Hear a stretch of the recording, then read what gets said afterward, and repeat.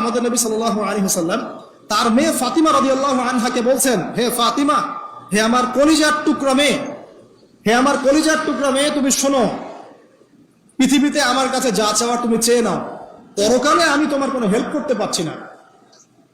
অথচ আমরা জানি নবী সাল্লাল্লাহু আলাইহি ওয়াসাল্লাম সবার জন্য কি করবেন? সুপারিশ করবেন, সেটা অন্য বিষয়।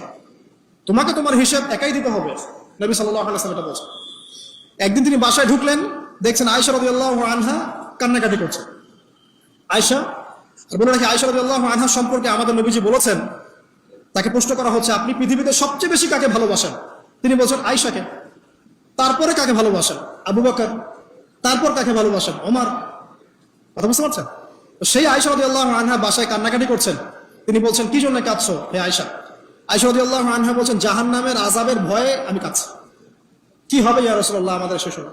তখন আল্লাহর নবী তার স্ত্রীকে বলছেন, যাকে তিনি সবচেয়ে বেশি ভালোবাসেন, তাকে বলছেন, তিনটা ক্ষেত্র বা তিনটা জায়গা আছে যখন পৃথিবীর কোনো মানুষকে চিনতে পারবে না পরকালে, এমনকি আমিও তোমাকে চিনতে পারবো না।